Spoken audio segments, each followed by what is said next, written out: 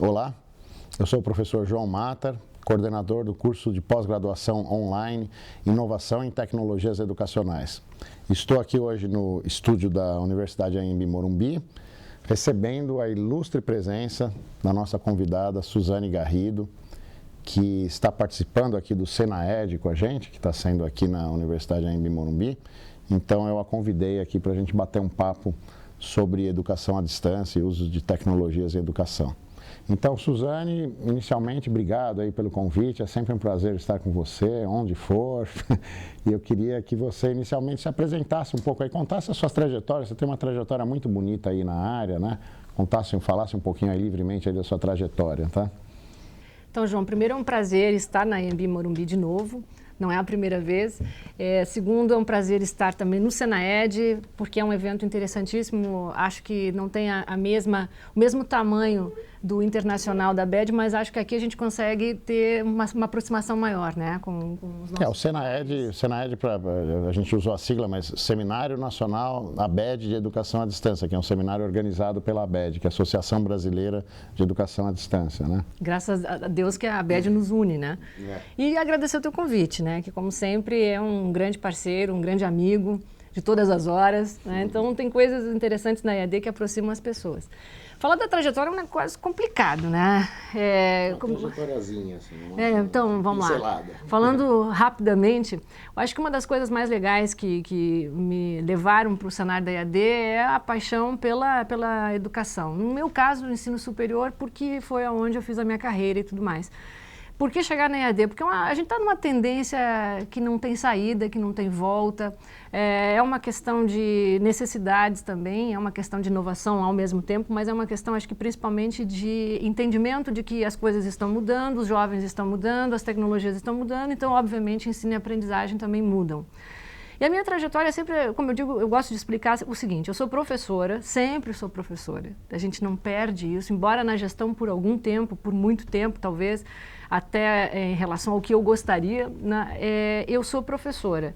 E acabei me especializando tanto na área da informática na educação quanto na área da neurociência, que são as duas áreas que eu acredito que hoje fazem uma composição muito importante, muito interessante no cenário da EAD.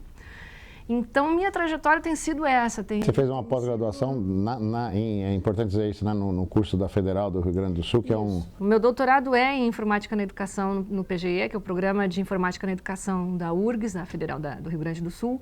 E o legal lá é que a gente são 3 ênfases, não é? A psicologia, educação e computação. E eu trouxe uma quarta na minha tese, que foi a a neurociência, porque eu queria aproximar as questões, vamos lá, mais relacionadas ao entendimento do cérebro do ponto de vista eletrofisiológico, químico e etc., do que necessariamente só comportamental, que seria a psicologia, ou educacional no âmbito da educação, ou até da tecnologia envolvendo a informática.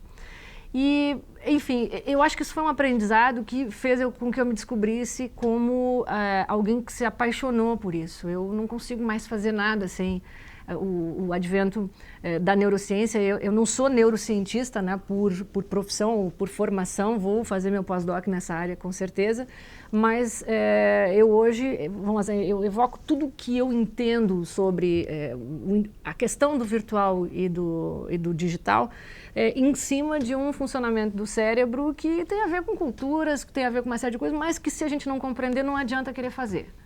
Então, acho que não está no comportamento em específico ou na metodologia em específico, mas está no entendimento que a gente tem de como os processos cognitivos de fato acontecem, né? E esse, de fato, ele também é relativo, porque dependendo da cultura isso muda, mas, enfim, é por onde eu navego. Então, o meu doutorado me levou para isso. Obviamente, sabe como é que funciona a vida da gente, né? A gente é professor, acaba sendo absorvido pela gestão. Durante muito tempo, eu fui gestora de educação à distância em outras instituições, virei até diretora de operações noutra instituição, e assim, a coisa foi andando, mas volto sempre para dentro da área do ensino superior. Né?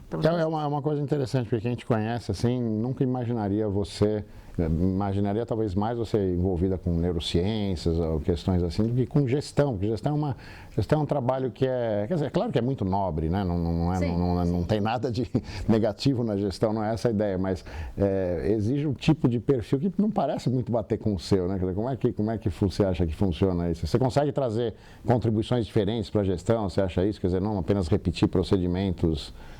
Porque inclusive você está muito envolvida, isso que eu queria fazer, é bom, as pessoas muitas sabem, né? Você sempre se envolveu muito com a questão pública, da gestão pública da educação à distância, né? Uhum. E isso que eu queria entender um pouquinho nesse perfil aí, quer dizer, você se vê fazendo isso e contribuindo, ou na verdade sendo absorvida lá pelo sistema e reproduzindo, né, alguma coisa, como é que você se posiciona nisso aí, né? Essa é uma questão que ainda bem que eu não sou psicóloga para responder, eu seria multipolar, né? Eu não sou nem bipolar, do ponto de vista de que tipo de situação eu me encontro para dizer assim, eu fui para a neuro, estou na gestão, eu estou nos processos do Ministério da Educação. Na verdade, eu acho que o que acontece com a gente, a contribuição que eu posso dar é a contribuição de estudo, a contribuição de, principalmente, eu acho que relacionamento. Eu tenho muito bom relacionamento, do ponto de vista de players, de outras instituições, de entidades como o próprio Ministério da Educação, o INEP, as séries, enfim, todo mundo que faz parte de um escopo que está envolvido com a EAD, a própria precisam de, quer dizer, não são órgãos fechados sozinhos, né? Senão não fazem nada, né? Precisam de a contribuição de várias pessoas, né? De jeito nenhum, e por isso que eu digo, por que a neuro entrou na minha vida? Porque só a educação, a psicologia, a administração e a informática não são suficientes para explicar o fenômeno da EAD ou para ajudar, inclusive, o fenômeno da EAD a se desenvolver.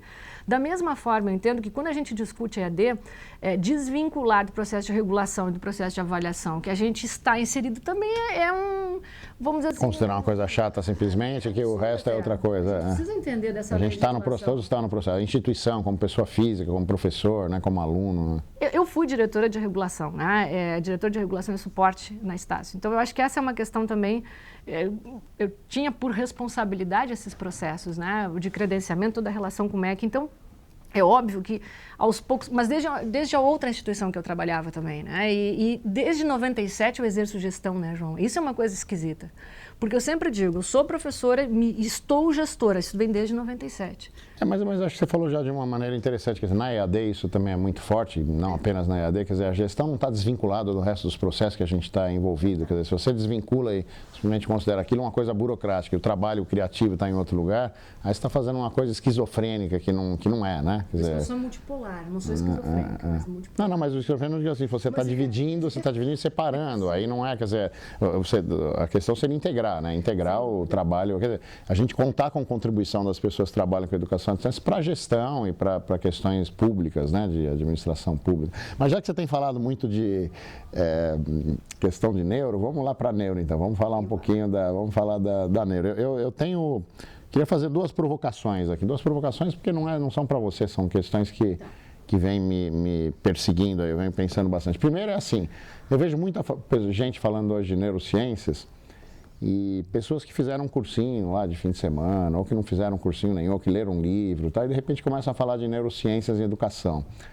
Isso me assusta um pouquinho, né? Quer dizer, eu esperaria, eu sentiria uma, vamos dizer, autoridade mais importante, uma confiabilidade da fonte, se viesse de um psicólogo, um médico, ou uma pessoa que, é claro, isso é formada em outra área, mas acabou se especializando. Porque eu entendo assim que o problema da medicina, o problema na neurociências, na neurologia, quer dizer, é tão complexo, né? Uma coisa tão... Um médico, por exemplo, você vê a formação do médico, né? Que ele tem que fazer uma graduação imensa, depois tem que fazer estágio, aí tem que... residência. Então, isso é a primeira coisa. Isso é a primeira coisa que eu sinto uma certa festa aí eu não estou falando especificamente de você, eu queria colocar até para ouvir sua opinião, né? E eu vejo. E a segunda coisa que me parece é assim, tem muita gente que coloca a questão da neurociência vinculada ao behaviorismo, mas não behaviorismo com teoria de aprendizagem, mas no sentido assim, de que eu estou procurando uma explicação fisiológica. E aí existem leituras do mundo que dizem o seguinte, olha, tem algumas coisas que não vão estar explicadas fisiologicamente, quer dizer, não vão se reduzir a uma explicação do cérebro, então assim, seja em educação, seja em filosofia, a gente tem uma série de filósofos aí que trabalham né, discutem essa questão muito antes de neurociência, quer dizer, discutem lá na história da filosofia, dizendo que as explicações comportamentais, que procuram encontrar alguma coisa dentro da pessoa, não são suficientes, né? Então, como é que, na verdade, eu queria colocar essas duas questões, mas contextualizadas. Como é que isso pode funcionar na educação à distância, não sendo apenas um fogo de palha, alguma coisa que virou um interesse de um monte de gente e, no fundo, a gente está conversando de coisas que nem tem fundamentação, vamos dizer, científica, porque a gente não consegue, e o que pode trazer de agregar de interessante para a gente?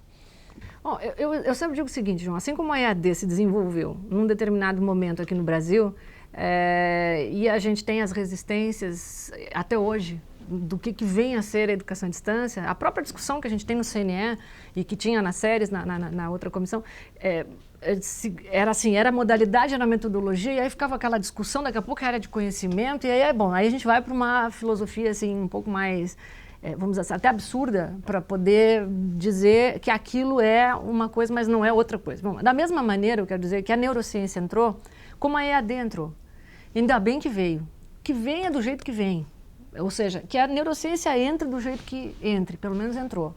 A gente começou a discutir aspectos cognitivos a partir do momento em que a gente enxergou a neurociência como palpável. Ela não é mais dos médicos, ela não é mais dos psicólogos. Ela é uma ciência possível de ser estudada por qualquer outra área, como qualquer outra. Mas aspectos cognitivos a gente não começou a discutir muito antes em neurociências? Claro, mas aí que eu acho que vem a questão que eu vejo a vantagem de hoje ter estudos de neurociência. É claro que fake sempre vai ter, aproveitador sempre vai ter, como tem na EAD. A gente sabe disso. Como tem, inclusive no ensino presencial, como tem nas universidades, como tem em qualquer área. Mas a grande questão, a grande sacada que eu acho que a neurociência traz para a gente é a gente compreender esses processos que você havia falado como eletrofisiológicos, não necessariamente com respostas, mas entender os processos cognitivos de um ponto de vista mais integrado. Que a neurociência tem a condição de me mostrar, por exemplo, que os córtices cerebrais eles funcionam com áreas em comum. Então, isso é uma coisa que a educação não conseguiu enxergar, porque não é do âmbito dela fazer esse estudo. A psicologia também não, porque não é do âmbito dela fazer esse estudo. A neuro traz essa contribuição. Quando a gente diz assim, bom, se os córtices eles estão lá com áreas misturadas, significa que eu posso pensar, ao mesmo tempo sentir, até porque é assim. A gente sente, a gente pensa simultaneamente. E a gente também não pode dizer que a memória está aqui, ou está aqui, ou está aqui, porque ela circula. Porque a integração que existe nos córtices essa integração é fundamental até para a gente compreender o quão complexo é o processo cerebral para dar ideia ao pensamento. Eu não vou entrar em aspecto fisiológico aqui puro ou químico, porque não é o caso, mas por que é importante saber esse tipo de processo? Para poder entender como se pensa. E por que eu preciso entender como se pensa? Porque eu não tenho como, por exemplo, dizer que um estudo feito presencialmente, sem interface digital-virtual, e um estudo feito virtualmente, então, portanto, com a interface, ele tenha o mesmo significado do outro lado, ou ele tenha a mesma metodologia do outro lado, ou ele tenha do outro lado, o mesmo... quer dizer o quê? Dos dois lados? Exato, eu estou dizendo, quando a gente imagina, por que a reprodução presencial é um grande problema na EAD? Porque eu tenho uma interface lá no meio, ponto. Eu não tenho como dizer que isso não existe. Eu não tenho como dizer que se a gente vem numa linearidade até hoje, cultural, não interessa, ocidental, mas enfim, a gente vem numa linearidade onde o professor ensina, o aluno aprende. Está errado, mas não interessa, a gente vem com esse conceito. A gente vem apregoado à memória. O aluno responde aquilo que o professor ensina e pergunta. Então, é estímulo-resposta. Aí vem um pouco Pavlov, vem sim o behaviorismo voltado para esse âmbito. Bom, se eu venho dessa linha e de repente eu tenho uma interface no meio, a coisa mudou de figura, porque eu não tenho mais a mesma relação de tempo e de espaço. Significa que ou eu mostro para o meu aluno que ele tem uma outra forma de estudar, que era o que eu devia ter feito no presencial. Mas se eu não fiz no presencial, então na EAD fundamentalmente eu preciso fazer. Porque o cérebro não tem a condição de absorção da linearidade no virtual digital. Por quê? Porque quando eu estou no presencial, que é muito mais fácil interagir. É muito mais fácil, nós dois estamos conversando de olho no olho. né? Tem a questão corporal, tem tudo falando simultaneamente, tem cheiro, tem tudo aqui. Então é muito mais simples a absorção, mesmo que eu memorize. Agora, não tendo isso aqui, tendo uma tela na nossa frente, e eu dispondo aqui de um dispositivo que até me... Dispositivo é ótimo, né? Mas enfim, eu dispondo de algo que vai me dizer que em algum momento ele vai acessar, e não necessariamente no mesmo momento, eu vou ter que ter outros processos cognitivos envolvidos, porque se esse aluno deixar para memória ou para absorção simples, não vai rolar. Por isso aí a evasão é gigante. Então vamos dizer, a contribuição, lógico que não é apenas essa, mas seguindo um pouco aqui a sua linha, a contribuição seria que a neurociências nos ajudaria a enxergar melhor os processos que ocorrem na educação à distância, não só à distância, na verdade, no uso de tecnologias de interfaces digitais, de espaços virtuais, e aí a gente conseguiria trabalhar com teorias de aprendizagem mais adequadas, conseguiria trabalhar com design de cursos mais adequados. É isso, quer dizer, ignorar essa informação seria um retrocesso, porque a gente estaria passando por cima de informações que podem ser muito úteis para a gente. Mas não é um reducionismo no sentido de que você reduz tudo ao neurofisiológico, a coisa. Aquilo contribuições para um trabalho pedagógico, um trabalho de design, né? Até porque, quando a gente fala da neurociência em especial, se a gente buscar somente a neurociência, a gente vai entender os aspectos sinápticos, enfim, que é o que nos interessa, mas as sinapses são nada mais do que processo de aprendizagem, reduzindo muito agora a coisa aqui. Mas a aprendizagem se dá no presencial, se dá à distância também. A questão toda... A interface atrapalha. Muda. Porque muda. Se nós fôssemos, ao contrário, não lineares, também seria um problema, porque a partir de um determinado momento eu teria que ser linear. A questão toda é, o efeito em cadeia, né, e até no último simpósio aqui nosso, não no simpósio, no internacional, eu comentei muito sobre a relação Newton e Einstein, para explicar um pouquinho mais da neuro. Por que Newton e Einstein? Porque a diferença entre um e outro, basicamente, reduzindo muito agora a física, é que o Newton não dispunha de outras possibilidades de visualização das variáveis que estavam envolvidas na gravidade, então ele tinha que dizer realmente, ela cai. Quer dizer, a maçã caiu, aquela história, enfim, mesma historinha, a maçã caiu e a gravidade de cima para baixo, e ponto, tem uma força e acabou, e aí é massa vezes aceleração, Bom, essa é a resposta. Isso só memorizando. Por que o Einstein chega e derruba o processo? Porque ele abstrai. Ele abstrai porque ele tem outras possibilidades de visualização das variáveis que o Newton não tinha. Também estou reduzindo o Einstein aqui, estou dizendo que parece que ficou muito... Eu relativizei. É o que o Einstein faz. O que eu estou dizendo é que se a gente tem a condição de enxergar, por exemplo, um processo cognitivo baseado em outras funções, que não só na memória, eu tenho como, por exemplo, trabalhar com os meus alunos a abstração. A abstração é uma função cognitiva fundamental para a aprendizagem de espaço, para a aprendizagem de matemática, a integral, o grande índice, né, que a gente sabe de reprovação nos cursos de engenharia está nas integrais, vem da química. Quer dizer, a reprovação em cálculo 1, 2, 3 e 4 é enorme. Por quê? Será que o aluno é burro? Desculpem o termo, mas será que o aluno é burro? É claro que não. Mas a gente não trabalha o processo de abstração que uma integral traz para aquilo que de fato ela se destina. Quer dizer, eu ensinei uma pessoa a memorizar a área do quadrado. Ensinei uma pessoa a memorizar a área do triângulo. Quando eu não tenho essa área definida, eu não sei calcular. Isso é integral. E isso é abstração, isso não é memória. Agora você vem da química, explica aí um pouco para o pessoal como é que é esse veio da química, explica para as pessoas entenderem como é que é. Todos a gente veio da química, né? Mas, química, você fez graduação em química. Formação, eu sou química, graduada. Química, não engenharia química, química, né? Então aí eu queria, então vamos aproveitar um pouquinho essa pergunta da questão. Uma das coisas que vem guiando aí muitas discussões na educação à distância já há um tempo, não agora, é a teoria da complexidade, né? Que trabalha com essa ideia de passear pela física, passear por várias ciências, a ideia de metaciência. A gente vai ter aqui sábado a professora Lúcia Santaella dando uma apresentação, né? E ela tem trabalhado um pouco nessa área. O programa no TID, onde eu dou aula na PUC, também a gente tem esse trabalho interdisciplinar, transdisciplinar. Agora, uma coisa é uma pessoa que vem da formação de química, falar de Einstein, falar de Newton, falar de neurociências, né? Porque a química, você tem uma formação. Agora, uma pessoa que vem da área de pedagogia, com qual facilidade ela consegue se apropriar de teorias e aí ficar falando de uma metateoria sobre a física quântica, ficar dando uma metateoria da biologia, quer dizer, como é que você enxerga isso? Porque isso eu acho que é uma coisa importante, quer dizer, a formação da pessoa a capacita a absorver algumas teorias mais do que outras, né? E a teoria da complexidade, eu leio, vejo pessoas falando, pessoas que vêm às vezes da área de humanas, e humanas não tem nada de negativo, é a minha formação também, mas... E aí, de repente, começam a se apropriar muito rapidamente de muitas teorias que são muito complexas de entender, quer dizer, para a gente entender Newton, para a gente entender Einstein, né? Quer dizer, as pessoas ficam estudando física o tempo todo, você deve ter tido física na graduação, então tem uma formação. Como você enxerga isso? Você acha que, na verdade, não é natural, as pessoas se apropriam ou realmente as pessoas têm que ter um certo cuidado, né? Colocar os pés onde elas, um pouco por vez, assim, como você vê isso, né?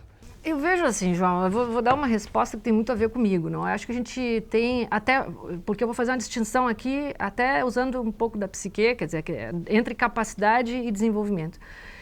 Se eu trato as faculdades cognitivas como capacidades, eu vou ter limitações. Então eu vou dizer, bom, um sujeito que é formado numa área não necessariamente tem predisposição para aprendizagem em outra área. Ou o que acontecia muito conosco, não é? Nós éramos ou bons em matemática ou bons em português. E era muito raro aquele que conseguia coincidir. Deixa eu só te interromper, eu sei que você vai falar a segunda coisa, talvez já tenha respondido, só para não deixar passar, quer dizer, a predisposição, tudo bem, é uma coisa, não, na verdade não é nem isso que eu estou falando, o que eu quero dizer é o seguinte, por exemplo, uma formação básica que você tem te permite entrar numa área e absorver numa certa velocidade. Você não tendo aquela formação básica naquela área, o seu tempo de maturação seria maior. E o que eu estou colocando é assim, é como essa maturação parece que pula e as pessoas se sentem muito rapidamente capazes de falar de uma coisa que ela nunca teve formação em áreas que muito complexas, quer dizer, talvez uma pessoa que olhe do ponto de vista da física, alguém falando de teoria da complexidade, de metaciência, alguém que faz ciência, falaria assim, poxa, mas na verdade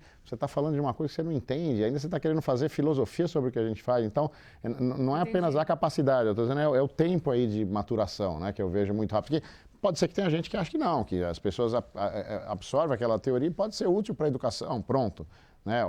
Então eu sinto um pouco de desconfiança nisso, quando eu vejo as pessoas se apropriando muito rapidamente. Entendi. E falando de uma coisa que eu falo, mas como é que ela aprendeu física para falar do Einstein, se ela estudou filosofia, estudou literatura, de repente agora ela está falando do Einstein, quanto tempo levou, quer dizer, qual a velocidade que precisaria, que é independente da capacidade, né? Entende? É uma pergunta complexa também para responder, né? Porque eu volto para dizer que se eu entender a função cognitiva como desenvolvimento, eu poderia me apropriar, sim, de qualquer área, obviamente que não com a mesma profundidade que, entre aspas, o nativo se existe, mas naquela área, até porque por formação, por muitos anos, aí é a questão da maturação. Mas é o mesmo processo, mas não quer dizer que... Não quer dizer que não. Porque aí vem a coisa da neuro de novo, o cérebro é plástico. Então, a coisa mais legal que eu acho, mais interessante, né, e até por isso que eu gosto de falar da simultaneidade, né? Essa minha fala agora, ela não vai entrar em Newton e Einstein, mas vai entrar em simultaneidade do cérebro. Por quê? Porque a grande dificuldade que a gente tem é exatamente colocar a quarta dimensão na nossa vida. Quarta dimensão é o tempo. Eu consigo elaborar qualquer coisa pensando aqui no espaço, né? Isso é o que a gente tem a condição, mas o tempo está rodando, eu não consigo imaginar o tempo, eu não consigo ver o tempo. O tempo é uma variável inexistente. E aí, por isso, eu estou registrando sempre o passado. Quando eu digo isso, eu quero dizer o seguinte. Se eu conseguir entender que o cérebro tem a plasticidade para aprender qualquer coisa, e ele tem essa capacidade, a única coisa que eu preciso desenvolver é uma nova forma de aprender o que eu já aprendi em algum momento. Por quê? Os processos são diferentes. E aí eu vou concordar contigo, sim, que a aprendizagem da física é diferente da aprendizagem da filosofia e é diferente da aprendizagem da química. Mas a pessoa não precisa necessariamente ter uma aprendizagem como um físico tem para poder... Porque não é a área. Se capaz de falar de alguma coisa. Não é a área, é exatamente o processo cognitivo que eu preciso usar para poder apreender vamos dizer assim, aquele fenômeno. Dito isso, por que eu coloquei o tempo no negócio? Parece uma confusão isso. Porque o tempo, se eu conseguir dimensionar o tempo presente, eu consigo condicionar o meu cérebro a fazer atividades que extrapolem o que eu estou acostumada a fazer. Aí vai dizer, mas como é que é isso? Uma coisa maluca, né? Não, é realmente maluco. Porque é difícil para a gente de entender o tempo. Por quê? Para cada diferença de 1 segundo, eu tenho 300 mil quilômetros de distância. E isso é a velocidade da luz. Então eu tenho, hoje, agora eu falei, passou 1 segundo, tem 300 mil quilômetros de distância nesse outro segundo. Então eu não consigo nunca pensar na simultaneidade, eu penso no passado. Quando eu penso no passado, eu só posso registrar. E o que eu registro? O que eu conheço. E aí eu volto para a memória. Então parece que eu vou aprender sempre a mesma coisa, sempre do mesmo jeito. E isso não é sináptico. Isso é memória. O que é a sinapse? É quando eu consigo reeducar o cérebro para ele fazer processos diferentes na medida em que eu tenho estímulos diferentes, áreas diferentes, pessoas diferentes, coisas diferentes. Então, aí, por que vem, agora respondendo o início da tua pergunta, a complexidade. Porque a complexidade é a teoria que consegue explicar isso de uma forma a mostrar o fenômeno da retroação. Né? Uma metateoria, enfim. A retroação, quer dizer, eu tenho algo aqui, mas eu não vou reproduzir esse algo aqui, eu vou fazer o fenômeno da retroação, que é uma das é um dos métodos, usando o Morin aqui, onde eu vou buscar coisas daqui, mas eu vou fazer uma reengenharia desse negócio, porque agora o fenômeno é outro. Não é tão simples.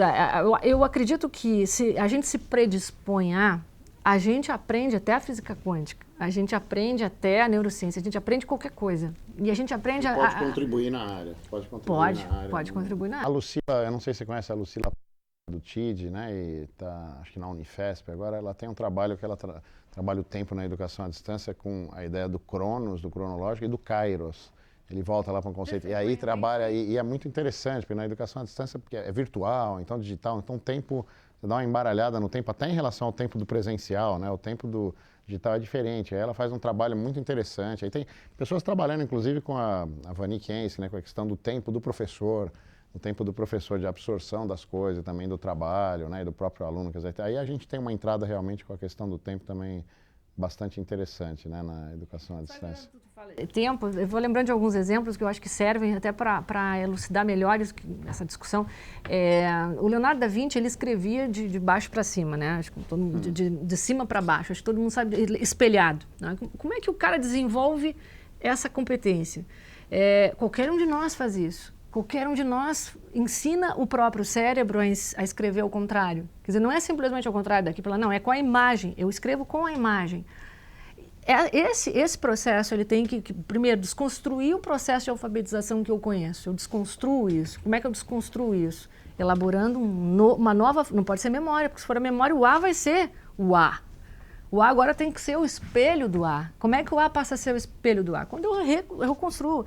Essa reconstrução parte da memória, por um lado, para apagar, simplesmente. Mas ela parte para a abstração. Eu tenho que abstrair o A. O A agora vai ter que ser uma construção ao contrário. E o cérebro faz isso.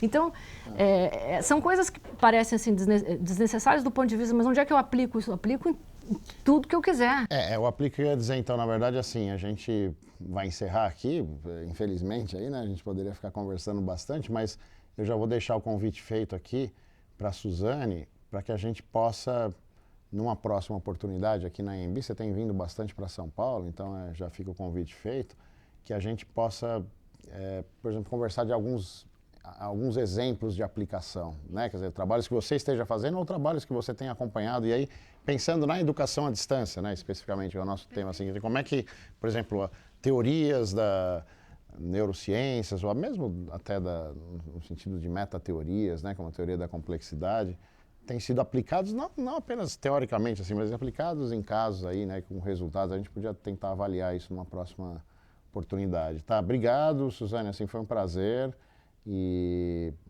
espero recebê-la muitas vezes aqui na AMB novamente. Eu que agradeço, João, adorei a conversa. Obrigado. E vocês, como sempre, né, a gente está no YouTube, então de cima para baixo ou de baixo para cima, mas aí embaixo do YouTube, embaixo do nosso vídeo, vocês têm os comentários e eu, a Suzane e várias pessoas, Leonardo da Vinci, todos vamos convidar todos aí, todos estarão participando como personagens e da conversa aí. A gente tem usado esse recurso aí de transformar os comentários do YouTube em um fórum de discussão, né? Antigamente não dava para pôr link, tinha limites, isso foi mudando e a gente tem conseguido fazer experiências muito interessantes. Então você está convidado até para sugerir aí temas para a próxima vez que a Suzane vier aqui, a gente focar em alguns temas aí de aplicação aí das neurociências em educação à distância. Obrigado a todos aí.